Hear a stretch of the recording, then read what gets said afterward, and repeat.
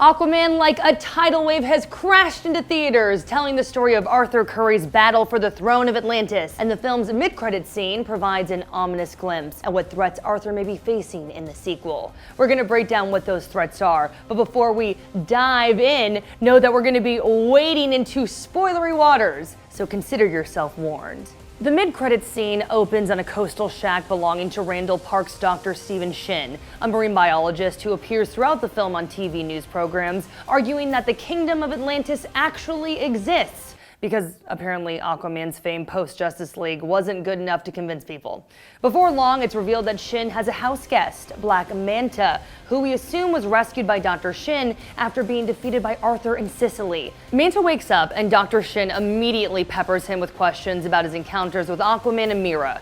The two strike a bargain, a squid pro quo, if you will, for Manta to lead Shin to Atlantis in return for Shin's help killing Aquaman.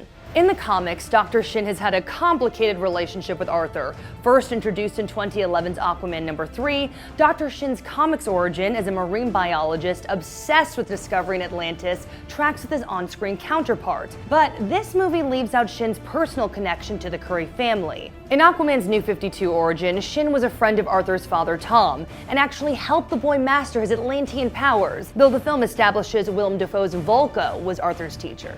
In the New 52, Shin and Arthur's relationship sank later on after Dr. Shin tried to murder Arthur for refusing to give up Atlantis' location. But Arthur and Dr. Shin gave that awkward hatchet a burial at sea, working together to defeat a killer race of underwater creatures known as the Trench. So while Dr. Shin isn't always a threat to Aquaman, his teaming up with Black Manta in the mid-credits scene does not bode well for the newly minted King of Atlantis, especially if it ends up pulling from 2012's The Others arc, where Shin hired Black Manta to obtain a sample of Arthur's blood to prove his Atlantean heritage to the world, but Manta attempted to kill Arthur instead. Arthur's father Tom stepped in to defend him and suffered a heart attack, which he later died from.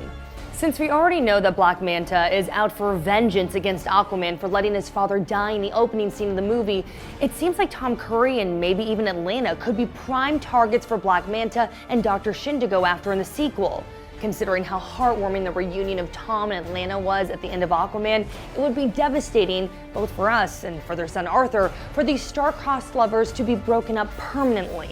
Balancing his new duties as king with a desire to protect his land-faring family would be an interesting way to continue Arthur's journey of bringing balance to his two worlds, considering that we don't know what other villains from the depths we could see moving against Atlantis in the sequel.